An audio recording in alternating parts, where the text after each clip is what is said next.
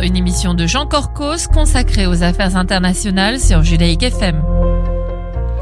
Bonjour amis auditeurs.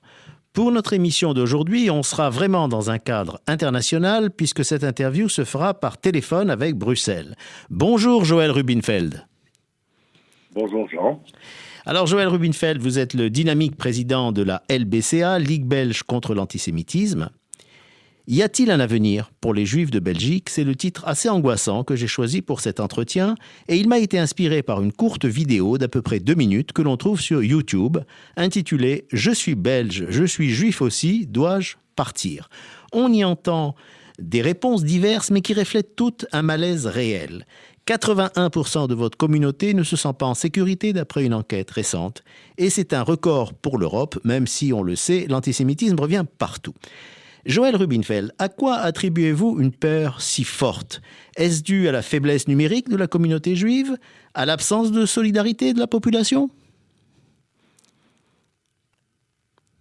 Eh bien, c'est un mélange de tout ça, en fait. Effectivement, la communauté juive belge est assez réduite, puisqu'on compte 30-35 000 Belges juifs sur une population globale de 11 millions de personnes. Donc, déjà, si vous voulez, numériquement, vu sa faiblesse, disons qu'on note un désintérêt de la part de certains partis politiques parce que c'est un petit électorat. Donc ça, c'est déjà une chose. Au niveau de l'absence de solidarité de la population, c'est un peu ce que vous vivez aussi en France. C'est vrai que nous nous retrouvons souvent seuls face aux problèmes d'antisémitisme, à la résurgence de l'antisémitisme que nous connaissons depuis l'année 2000 en fait. En fait, disons que nous sommes rentrés dans une nouvelle séquence depuis la seconde intifada. Dans les jours qui ont suivi donc le déclenchement de la seconde intifada en septembre 2000, des juifs d'abord reconnaissables ont été agressés, harcelés, insultés, et puis ça s'est élargi à des sites juifs, notamment ce qu'on a vécu au musée juif. Tout à fait. Mais aussi dans les écoles publiques où des jeunes élèves juifs ont dû quitter. On a assisté vraiment à un exode en fait de jeunes juifs scolarisés dans les écoles publiques qui ont dû partir par la force des choses vers des écoles juives parce qu'ils étaient harcelés, insultés, voire même frappés par ce juif. Alors, Joël Rubinfeld, dans plusieurs de vos interviews qu'on peut lire donc sur le site de la LBCA, c'est un site que je recommande à nos auditeurs, vous ne mettez pas en cause les lois qui existent bien pour répondre aux agressions, verbales ou physiques, mais le laxisme de la justice. Est-ce que vous pourriez donner des exemples précis étant donné que le temps file très vite, nous n'avons pas assez de temps pour tout détailler. Oui. Oui, effectivement, on a un arsenal juridique assez important en Belgique, un peu comme la France avec la loi Guesso. Ici, nous avons aussi des lois qui pénalisent d'une part l'antisémitisme, d'autre part le négationnisme. Le problème, c'est bien d'avoir des lois, mais c'est encore mieux de les appliquer. Et je vais vous donner un exemple très précis. En 2014, nous avons été saisis d'un dossier suite à un cafetier près de la ville de Liège qui avait affiché donc sur sa vitrine, il avait placardé « Dans mon café, les chiens sont les bienvenus, mais les juifs sont interdits ». Donc c'est très violent dans la rhétorique. Et donc nous avons porté plainte, nous avons saisi les tribunaux. Il se trouve que dans un premier temps, les tribunaux ont proposé une médiation, ce qui veut dire grosso modo, voilà, on se serre la main, on s'excuse et tout est oublié et puis on retourne chacun donc à nos affaires, ce que nous avons refusé. Et donc les tribunaux ont analysé le dossier et ont décidé de classer sans suite alors qu'il y a une infraction flagrante de la loi contre le racisme. Mais malgré ça, ils ont décidé de classer le dossier sans suite. Donc, si vous voulez, c'est ces carences, cette faille judiciaire qui pose aussi un problème. L'arsenal juridique est là, le suivi judiciaire n'est pas vraiment. N'est pas bon. Et d'ailleurs, plus largement, genre, depuis fin 2000, depuis justement cette résurgence de l'antisémitisme dans notre pays, il y a eu plus d'1 millier d'actes antisémites recensés. Il y a eu des plaintes, donc les tribunaux ont été saisis pour une série de dossiers. Les condamnations sur ces 20 dernières années maintenant se comptent probablement sur les doigts d'une main par rapport à plus d'un millier d'actes antisémites. Alors, c'est tout à fait accablant. Alors, vous avez rappelé l'attentat donc, du musée juif de Bruxelles avec les 4 malheureuses victimes. Chez nous, il y a eu 11 tués depuis 2006. Bon, le sentiment dominant ici en France, vu les auteurs de ces crimes, c'est qu'il faut craindre prioritairement la haine d'origine musulmane, bien plus que celle d'extrême droite. Seulement, j'ai une question, est-ce que les juifs belges ne sont pas coincés finalement entre le marteau et l'enclume ? Avec en Flandre un antisémitisme historique des partis nationalistes xénophobes au pouvoir, et par contre en Wallonie une prédominance des partis de gauche qui sont souvent infiltrés par des antisionistes militants. Effectivement, la situation est assez complexe. Il faut savoir que le nord du pays, donc la partie néerlandophone, vous avez plus ou moins 75% des électeurs qui votent à droite ou à l'extrême droite.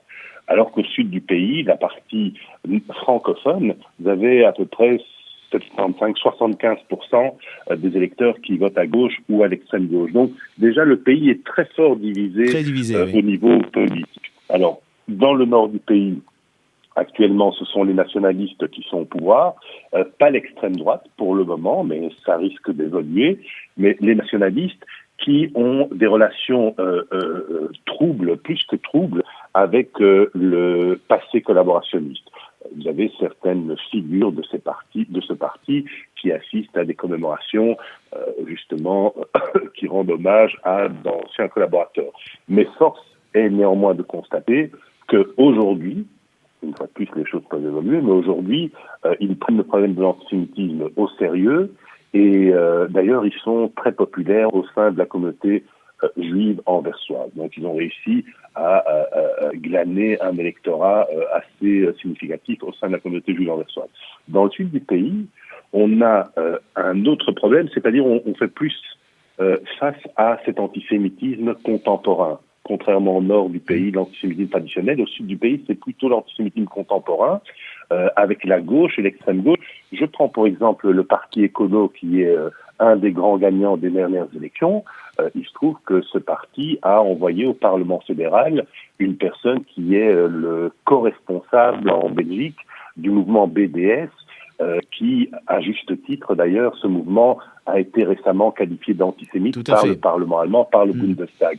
Donc on se trouve, si vous voulez, aujourd'hui dans une situation assez inédite, c'est-à-dire que un parti qui a dans son ADN, ou des partis qui ont dans leur ADN la lutte contre l'antisémitisme, sont aujourd'hui devenus des vecteurs de l'antisémitisme contemporain. Alors qu'au nord du pays, des partis qui ont dans leur ADN un antisémitisme traditionnel sont devenus, entre guillemets, les protecteurs de la communauté juive anversoise. Donc, si vous voulez, le monde marche sur la tête en Europe. La Belgique est un laboratoire à petite échelle de ce qui se passe au niveau de l'Europe occidentale. Alors, peut-être une dernière question.